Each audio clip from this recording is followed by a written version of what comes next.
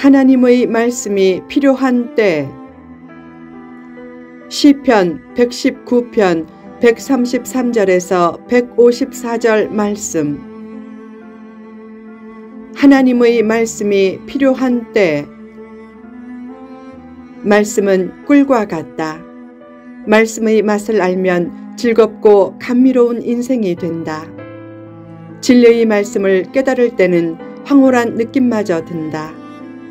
말씀은 험한 세상에서 가야 할 길을 보여주는 길잡이와 같고, 어둡고 험한 세상 바다에서 안전한 항구를 찾아가게 하는 등대와 같다. 말씀을 따라 살면 최종적인 의미에서 불행과 실패가 없다. 말씀이 특별히 필요한 때는 언제인가? 1. 믿음이 약해질 때.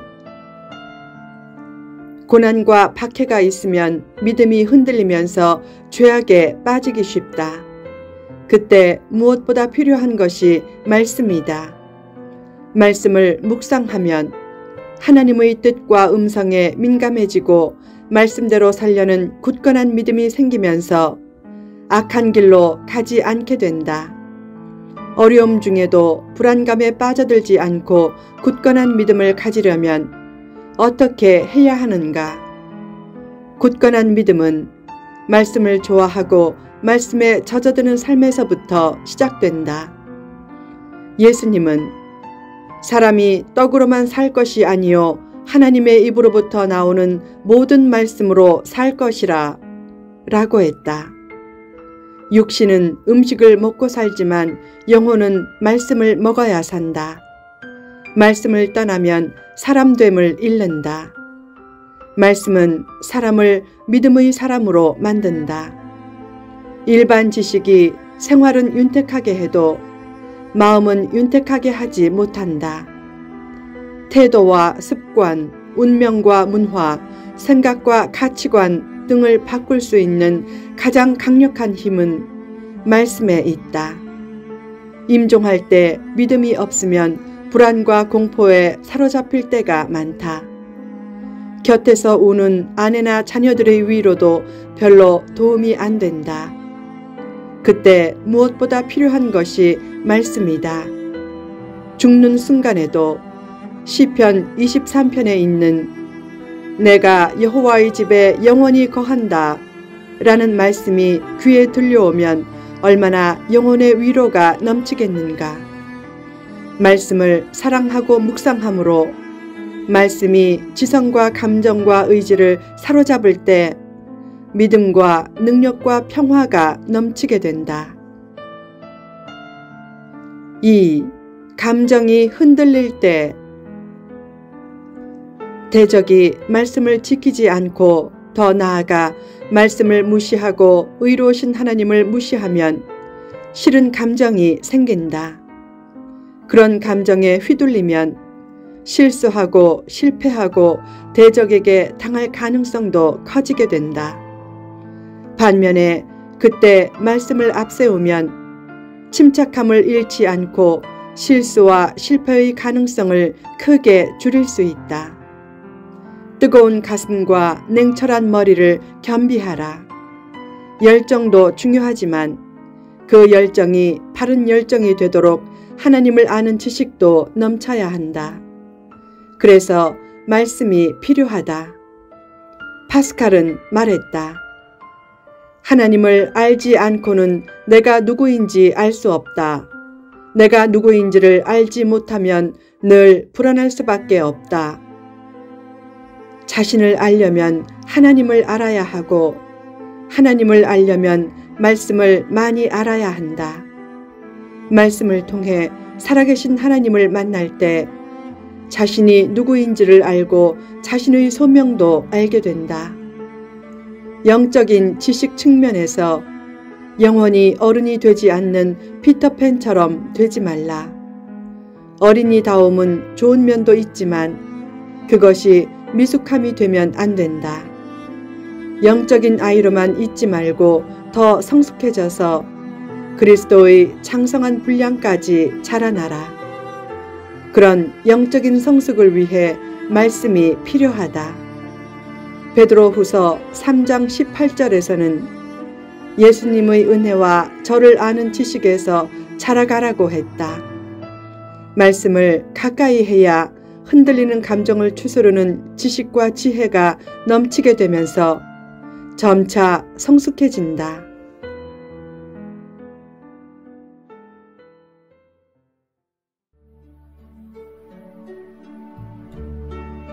3. 환난이 닥쳐올 때 말씀을 사랑하고 늘 말씀을 잊지 않고 살아도 환난과 우환이 생길 수 있지만 그때 말씀을 앞세우면 기쁨과 즐거움이 회복되고 약속의 말씀을 생각하면 평안과 희망도 생긴다. 말씀이 없다면 넘실대는 세상 파도에 곧 휩쓸려 염려와 불안에 사로잡히지만 세상 파도가 아무리 세차게 밀려와도 말씀에 닻을 내리면 염려와 불안에 사로잡히지 않는다. 교회는 넘실대는 세상 바다에서 항해하는 배와 같고 말씀은 나침판이나 닷줄과 같다. 말씀이 충만한 교회는 환난의 풍랑으로 침몰되지 않고 풍랑으로 인해 오히려 더 빨리 안전한 항구에 닿는다. 환난 때 말씀으로 향하는 사람은 세상이 감당할 수 없는 사람이 된다. 환난은 예수님과 더 깊은 관계로 엮이게 한다. 그때 엮어주는 줄이 말씀이다. 마가복음 4장을 보면 예수님은 풍랑이 심한 배 위에서 평안하게 주무셨다. 말씀에 닻을 내리고 사셨기 때문이다. 그때 제자들은 풍랑을 보고 놀랐지만 정작 놀라야 할 것은 풍랑 중에도 편히 주무시는 예수님의 평안이다. 성경은 예수님이 누워 계신 배와 같고 예수님을 품은 구유와 같다. 성경 말씀을 보면서 풍랑에 놀라지 말고 풍랑 중에 주무시는 예수님의 평안에 놀라라. 말씀 안에 거하면 놀라운 평안을 얻을 수 있다. 4. 간절히 기도할 때 시인은 말씀이 깨달음을 주어서 살게 하는 것을 인식하고 기도할 때 말씀대로 살겠다고 다짐하며 기도했다.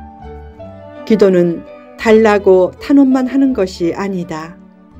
하나님의 뜻을 깨닫기 위해서도 기도하는 것이고 말씀대로 살겠다는 다짐을 하고 말씀대로 사는 힘을 얻기 위해서도 기도하는 것이다. 요한복음 15장 7절에 이런 말씀이 있다. 너희가 내 안에 거하고 내 말이 너희 안에 거하면 무엇이든지 원하는 대로 구하라. 그리하면 이루리라. 말씀 안에 거한 후에 기도하면 이루어진다는 뜻이다. 말씀을 외면하면서 기도 응답만 바라지 말라. 자기 뜻이 이루어지기보다 하나님의 뜻을 앞세워 기도하라.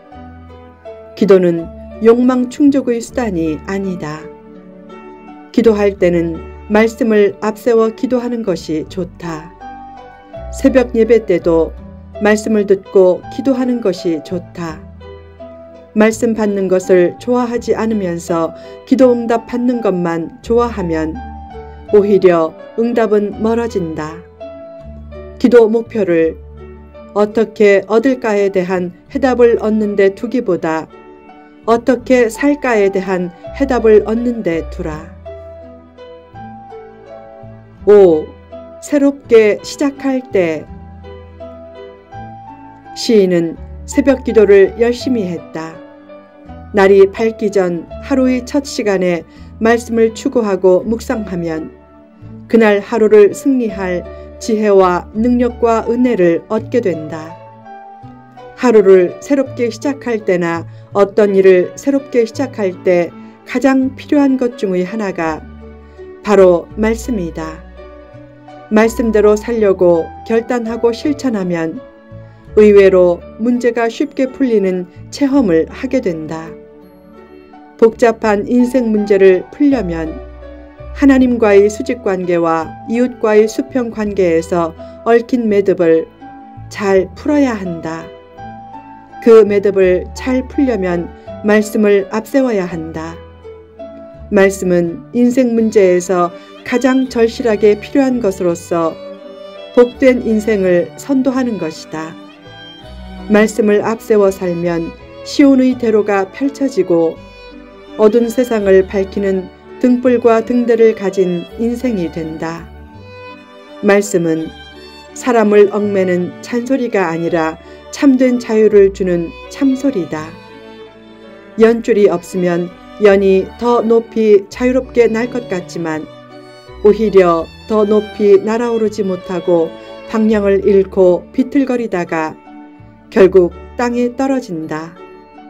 말씀은 인생의 연줄과 같아서 말씀이 없으면 높은 창공으로 오르지 못하고 방향을 잃고 비틀거리다가 결국 무너진다. 말씀에 매인 삶만큼 복된 삶은 없다. 그래서 시인은 말씀 때문에 즐겁다고 했다. 늘 말씀에 깊이 뿌리를 내림으로 믿음과 지혜와 평안을 얻어 누리라.